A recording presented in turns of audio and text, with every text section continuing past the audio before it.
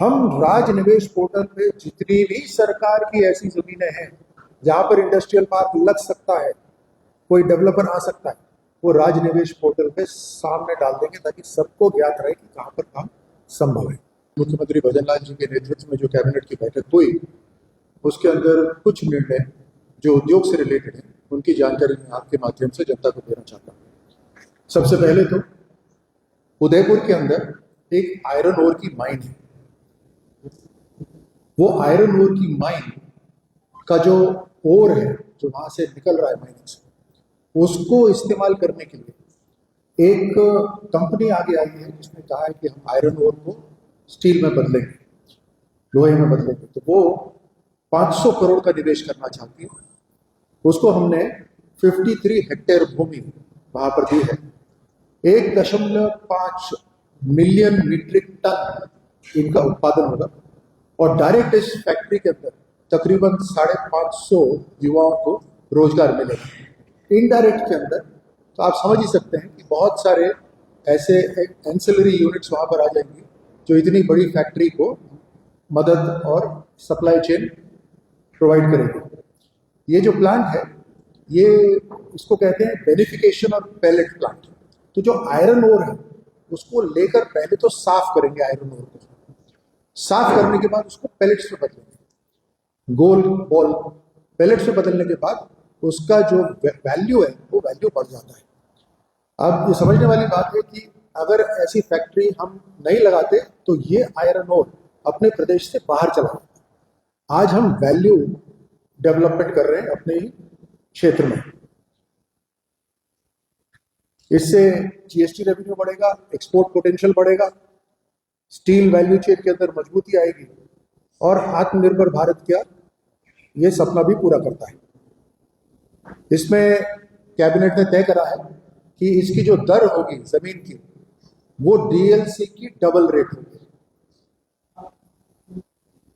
दूसरा निर्णय है मंडपम, जो एयरपोर्ट के पास टॉप रोड पे जो जमीन है B2 बाईपास पर, वहां मंडपम बनने का निर्णय एक पहली कैबिनेट मीटिंग में हुआ था। लेकिन उस मीटिंग के अंदर जो निर्णय हुआ था उसको हमने और सुधारा है।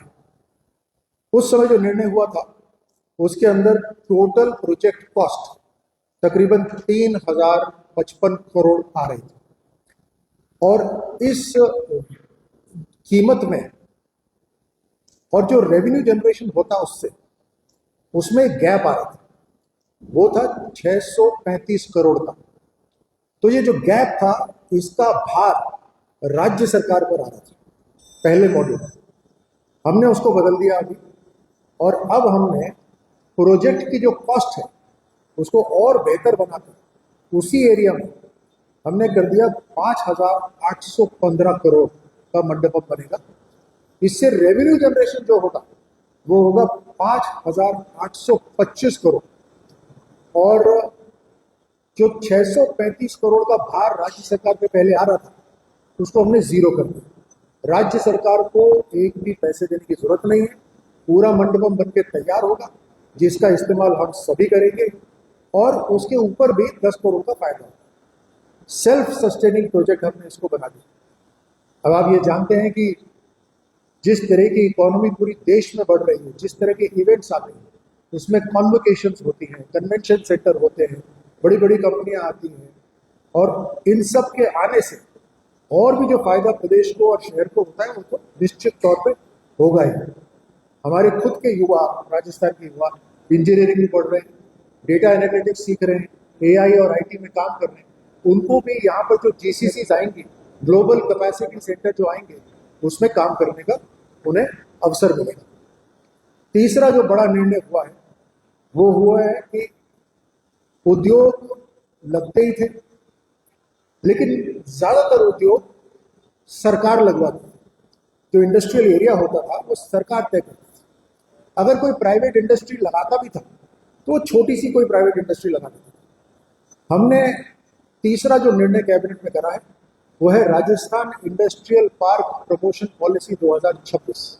इसकी हमने एक नीति बना दी और नीति के अंदर हमने तय कर दिया कि 4 तरह के मॉडल होंगे। एक मॉडल होगा जिसमें पूरी जमीन रिको देगी, दूसरा मॉडल होगा जिसमें 80% जमीन कोई भी डेवलपर ले चुका होगा और 20% तकरीबन जमीन उसको अगर और चाहिएगी तो वो रिको या सरकार उसको देगा देगी। तीसरा मॉडल होगा जो पूरी जमीन पूरी तरह से डेवलपर ही ढूंढे, वो तीसरा मॉडल है।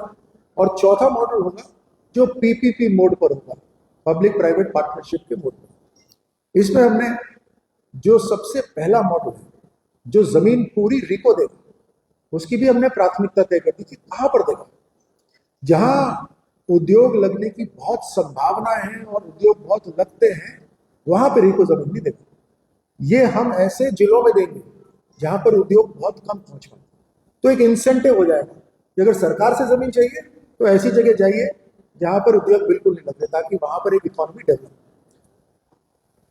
तीसरे मॉडल के अंदर जो पूरी तरह से डेवलपर अपने पैसे लगाकर जमीन खरीद रहा है और डेवलप कर रहा है कि 50 एकड़ भूमि कम से कम होनी चाहिए। इंडस्ट्रियल पूरा पार्क बना रहे तो छोटा सा नहीं होना चाहिए, 50 एकड़ की पूरी जमीन होनी चाहिए। और पहले 10 जो इंडस्ट्रियल पार्क लेकर आएगा उसको हम खास तौर से 20% कैपिटल सब्सिडी देंगे। जितना भी वो पैसा लगा रहा है उस इंडस्ट्री कॉम्प्लेक्स को डेवलप करने के लिए, उसका 20% हम उसको दे देंगे, लेकिन उसकी भी अपर लिमिट होगी। 100 करोड़ तक अगर वो खर्च करता है तो हम 20 करोड़ वापस करेंगे। अगर 100 से 250 एकड़ में वो काम करता है तो हम 30 करोड़ देंगे, और 250 एकड़ से ज्यादा करता है तो 40 करोड़ हम उसको देंगे। उसके साथ हम प्रेफरेंस किसको देंगे? अब इसमें प्रेफरेंस हम उसको देंगे, इस फंडिंग के अंदर भी प्रेफरेंस उसको देंगे जो कैटेगरी 3 एरिया है, वही एरिया जहां पे सबसे कम उद्योग लगते हैं, वहां पे सबसे पहले हम प्राथमिकता देंगे।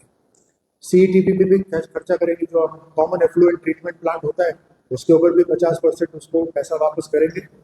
और पार्क की बाउंड्री तक हम पानी की सुविधा देंगे, सड़क की सुविधा देंगे, और सबसे नज़दीक बिजली की उसको सुविधा देंगे, और सबसे नज़दीक जो सरकार की सड़क है वहां तक सड़क के निर्माण का भी हम उसको सहयोग देंगे, लेकिन मात्र 60% और ज्यादा से ज्यादा 3%। इसके अंदर भी हम तय कर लें कि वो सड़क कितनी चौड़ी होगी, उसकी क्या बनावट होगी। यही नहीं, पहले ये जमीनें पब्लिक के पास उपलब्ध ही नहीं होती थी, कौन सी जमीन पर प्राइवेट इंडस्ट्रियल पार्क लगेगा। इससे तेज गति आएगी, समय कम है, समय निकलता जा रहा है, तेज गति आएगी डेवलपमेंट, इंडस्ट्रियल डेवलपमेंट की तेज गति आएगी। ऐसे क्षेत्रों में भी डेवलप होगा जहां पर आमतौर पे उद्योगपति जाना पसंद नहीं करते, वहां पर सरकार इंसेंटिव दे रही है। और मेक इन इंडिया, आत्मनिर्भर भारत और ईज ऑफ डूइंग बिजनेस के अंदर ये हमारा कदम उसको साबित करता है।